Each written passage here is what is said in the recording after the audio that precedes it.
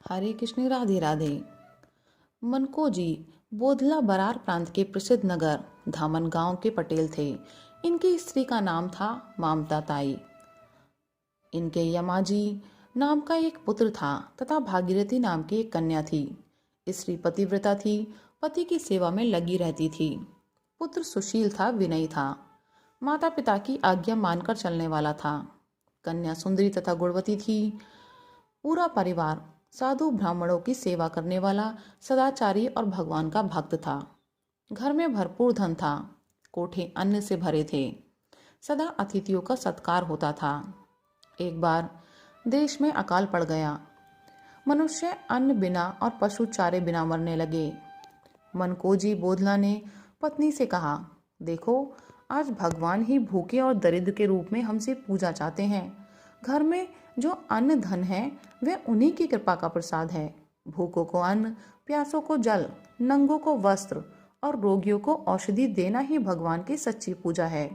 पर देखो, कहीं दान का अभिमान ना आ जाए। कृपा करके ही भगवान पूजा स्वीकार करते हैं, ये भाव बना रहे। नम्रतापूर्वक मीठी वाणी से सबका सत्कार करते हुए ही पूजा अर्पण करनी चाहिए। पति की आज्ञा मानने वाली निर्लोभ मामाताई ने बड़ी प्रसन्नता से यह आज्ञा स्वीकार की। भूखों को अन्न, नंगों को वस्त्र और अनाथों को अबाध आश्रय मिलने लगा। दूर दूर से सैकड़ों सहस्रों कंगाल भूखे लोगों की भीड़ आने लगी। चीनी पर चींटियों की भांति क्षुधातों की भीड़ बढ़ती गई। मनकोजी और उनकी पत्नी बड़े प्रेम से सबका सत्कार करते थे, किंतु उनके पास धन था तो परिमित ही। अन्न समाप्त हो गया, वस्त्र बट गए, सोना और रत्न बेचकर जो मिला वह भी बांट दिया गया। घर में चारा नहीं रहा तो पशु भी दान कर दिए गए। घर में बर्तन तक ना रहे। धामन गांव जैसे नगर के पटेल मनकोजी अब स्त्री के साथ दूसरों के घर मजदूरी करके अपना और बच्चों का पेट पालने लगे। इस त्याग में वे बहुत प्रसन्न थे। भोग का आनंद तो मादक होता है, दुर्गुणों को जन्म देता है, क्षणिक होता है और उसका अंत कष्ट, रोग, शत्रुता और नरकों में होता है। किंतु त्याग का आनंद तो सच्चा आनंद है। वह हृदय को निर्मल कर देता है। उससे समस्त सद्गुण जाग उठते हैं। वह जीव को भगवान के चरणों में ले जाता है। इस त्याग के आनंद से मनकोजी का हृदय पूर्ण हो गया। वे परिवार के साथ मजदूरी करते और अपने पदार्थों से रहित खाली मकानों में पत्नी पुत्र के साथ भगवान के नाम का कीर्तन करते। संसार की बाधाएं भगवान ने स्वतः दूर कर दी थी उनकी। मनकोजी का सदा सा नियम था कि प्रत्येक एकादशी को पंढरपुर जाते थे। चंद्रभागा में स्नान करके भगवान के दर्शन करते, रात्रि जागरण करते और द्वादशी को चंद्रभागा के तट पर अपने सामने ब्राह्मणों को भोजन करा के गरीबों को अन्न वस्त्र बांटकर त्रयोदशी को लौटाते। एकादशी आने वाली थी, किंतु अब तो उनके पास एक कौड़ी भी नहीं थी और मनकोजी को अपना नियम तो पूरा करना ही चाहिए। पतिव्रता पत्नी को चिंतित होते देखकर उन्होंने समझा दिया कि चिंता का कोई कारण नहीं। मार्ग के जंगल से सूखी लकड़ियां चुनकर वे पंढरपुर में बेच लेंगे और इससे काम चल जाएगा। मार्ग में लकड़ियां एकत्र करके उनका गट्ठा लेकर वे पंढरपुर पहुंचे। लकड़ी बेचने पर 3 पैसे मिले। चंद्रभागा में स्नान करके उन पैसों के फूल पत्ते लेकर श्री पांडुरंग का उन्होंने पूजन किया और रात्रि जागरण किया। एकादशी के उपवास के पश्चात द्वादशी को सवेरे ही मनकोजी जंगल से लकड़ियां ले आए। उन्हें बेचने पर 3 पैसे मिले। उनका आटा लेकर चंद्रभागा के किनारे ब्राह्मण भोजन की इच्छा से ब्राह्मण का रास्ता देखने लगे। दोपहर हो गई, पर किसी भी ब्राह्मण ने सूखा आटा लेना स्वीकार नहीं किया। द्वादशी को पंढरपुर में चंद्रभागा के तट पर, जहाँ सैकड़ों धनी ब्राह्मणों को भोजन करा के दक्षिणा देने एकत्र होते हैं, वहाँ एक दरिद्र का सूखा आटा कौन ले? न दाल, न साग, न घी और न दक्षिणा देने को एक भी छदाम। उनके नेत्र भर आए। वे रोते रोते सोचने लगे कि आज मेरा नियम भंग होगा। दरिद्र भक्त की प्रेम भरी भेंट का स्वाद तो शबरी के बेर, सुदामा के तंदुल और विदुर पत्नी के केलों के छिलके खाने वाले पांडुरंग ही जानते हैं। वे आज मनको जी के आटे का स्वाद पाने को उत्सुक हो उठे। दरिद्र बूढ़े ब्राह्मण का वेश बनाए लाठी तेकते आए और बोले, अरे ओ भगत, मुझे बड़ी भूख लगी है, तेरे पास कुछ हो तो जल्दी मुझे दे दे। मनको जी को तो जैसे वरदान मिला, परंतु यह सोचकर कि ब्राह्मण को स्थिति स्पष्ट बता देनी चाहिए, वे बोले, महाराज, मेरे पास केवल सूखा आटा है और कुछ भी नहीं। ये ब्राह्मण तो आए ही थे वे आटा लेने। बोले, भाई, मैं कहाँ चावल दाल घी शक्कर मांगता हूँ, मुझे बहुत भूख लगी है, आटा दे जल्दी, बाटियाँ बनाकर खाऊंगा। उन्होंने आटा दे दिया। वे चाहते थे कि ब्राह्मण उनके सामने भोजन बनाकर खाएं।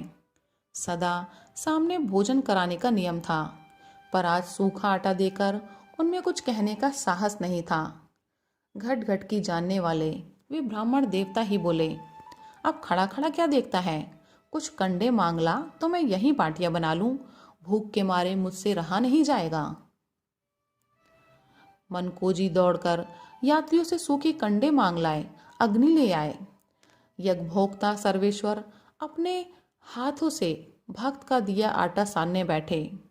समस्त ऐश्वर्य की अधीश्वरी भगवती महालक्ष्मी भी भक्तों के ऐसे उपहार का एक कण पाने को ललचाया करती हैं। वे जानती हैं कि उनके स्वामी ऐसे मधुर पदार्थ पाकर उन्हें सर्वथा भूल जाते हैं। मांग कर आग्रह पूर्वक वे लेने ना पहुंचे तो उन्हें एक कण भी नहीं मिलेगा। आज उनके सूखे आटे का लालच उन्हें भी ले आया। वे बोड़िया ब्राह्मणी बनकर ब्राह्मण के पास आईं और बोली, मुझे छोड़कर यजमान का दिया अन्न आप क्या अकेले ही खाना चाहते हैं? भगवान मुस्कुरा दिए। उन वृद्ध मैया ने बाटियां बनानी प्रारंभ की। मनको जी को एक ही चिंता थी, आटा तो एक के पेट भरने जितना ही नहीं था, दो कैसे भोजन करेंगे? ब्राह्मण देवता ने उन्हें भी भोजन करने को कहा तो उन्होंने कह दिया, मैं तो बचा हुआ झूठन प्रसाद पालूंगा। जगन्नाथ और जगदम्बा लक्ष्मी जी ने भरपेट भोजन किया। तृप्त होकर मनको जी के देखते देखते वे अदृश्य हो गए। अब कहीं मनको जी को पता चला कि उनका आटा स्वीकार करने ब्राह्मण के वेश में स्वयं विट्ठल देव ही पधारे थे। वे भाव गदगद हो गए। मनको जी बोतला वहां से मंदिर में भगवान के दर्शन करने गए। उनको लगा कि आज पांडुरंग साक्षात सामने खड़े होकर मुस्कुरा रहे हैं। उन्होंने हाथ जोड़कर प्रार्थना की, दया में आपकी कृपा को धन्य है। बड़े बड़े धनियों के नाना प्रकार के भोगों को छोड़कर आप मुझ कंगाल के सूखे आटे पर रीझ गए। आपने मुझे कृतार्थ कर दिया। भगवान ने कहा, भाई, मैं तो सब कहीं जाना चाहता हूँ, पर बड़ी बड़ी सभाओं में मुझे पूछता ही कौन है? मनको जी ने कहा, भगवान, ऐसा कैसे हो सकता है? भगवान बोले, देखो, अमुक धनी के यहाँ मिठाइयाँ बन रही हैं, ब्राह्मणों को निमंत्रण भेज दिया गया है। 1000 ब्राह्मण कलवे जमाएंगे, मैं भी वहां जाऊंगा, तुम द्वार पर रहना। दूसरे दिन बोधला उन धनी के द्वार पर पहुंच गए। 1000 पतले और आसन बिछ गए। मुनीम जी निमंत्रित ब्राह्मणों की सूची में नाम देख देख कर ब्राह्मणों को बैठा रहे थे। स्वयं बाबूजी खड़े होकर देख रहे थे कि एक भी फालतू आदमी ना आ जाए। इतने में वे ही बूढ़े ब्राह्मण लाठी टेकते कमर में टाट का टुकड़ा लपेटे आए और सेठ जी से कहने लगे, मैं बहुत भूखा हूँ। बाबूजी ने नाम पूछा, सूची देखी और कहा, आपको तो निमंत्रण नहीं दिया, आप भोजन नहीं कर सकते। वृद्ध ब्राह्मण ने कहा, आप 1000 ब्राह्मण जिमा रहे हैं, मैं बूढ़ा हूँ, भूखा हूँ, एक अधिक जिमा देंगे तो कोई हानि ना होगी। बाबूजी बिगड़े, हम भिखमंगों को खिलाने नहीं आए, चले जाओ, यहाँ कुछ नहीं मिलेगा। ब्राह्मण देवता भी पूरे हठी निकले। वे एक पत्तल पर बैठते हुए बोले, मैं तो खाकर ही जाऊंगा। अब बाबूजी का पारा चढ़ गया। वे गरजते हुए बोले, इस बदमाश को पकड़कर निकाल दो। बाप का घर बना लिया है कि जबरदस्ती बैठ गया? ब्राह्मण ने प्रार्थना की तो क्रोध और भड़क गया।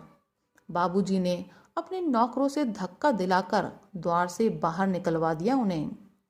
मनको जी यह सब दूर खड़े देख रहे थे। भगवान ने पास आकर उनसे कहा, देख लिया ना, हम जैसे को तो यहाँ धक्के ही मिलते हैं। अब इस अभिमान का फल भी देखते जाओ। बड़े जोर की आंधी आई, पतले तो क्या छप्पर तक उड़ गए, मिठाइयाँ नष्ट हो गईं, ब्राह्मण सब प्राण लेकर भाग गए। भगवान ने कहा, मनको जी, मैं तुम्हारे जैसे भक्तों का रूखा सूखा अन्न तो बड़े प्रेम से पा लेता हूँ, पर दम्भियों के पकवान नहीं ग्रहण करता। भगवान को प्रणाम करके मनको जी अपने ग्राम की ओर चले। उन्होंने एकादशी का व्रत किया, द्वादशी भी व्रत ही बनी रही और आज त्रयोदशी हो गई। भूख प्यास से अत्यंत व्याकुल हो गए। भगवान ने अपने भक्त की सेवा करने के लिए योजना बनाई। मनको जी ने मार्ग में एक सुंदर बगीचा देखा। उन्हें बड़ा आश्चर्य हुआ कि यह बगीचा तो पहले कभी नहीं था।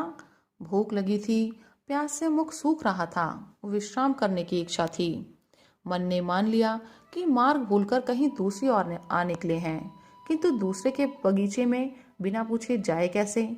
इतने में इस समस्त सृष्टि रूपी बगीचे की रक्षा करने वाली लक्ष्मी मैया मालिन के वेश में आई और कहने लगी, भगत जी, आप थके जान पड़ते हैं, आप पंढरपुर के यात्री हैं, अतः आपके सत्कार का पुण्य हमें भी मिलना चाहिए।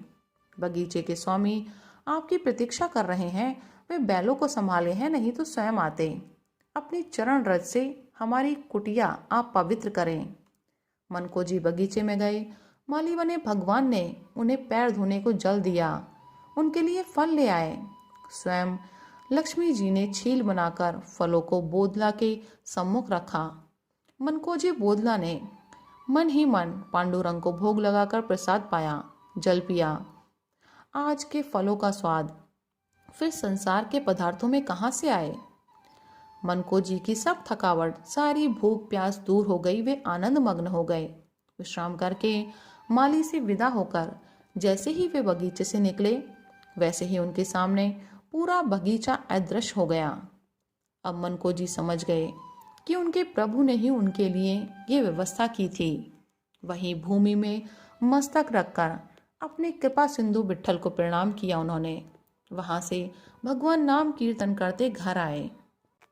तो प्रभु भक्तों, आप भी अपनी श्रद्धा, प्रेम और विश्वास बनाए रखिए, नाम जप करते रहिए, फिर देखिए भगवान के चमत्कार। राधे राधे, हरे कृष्ण।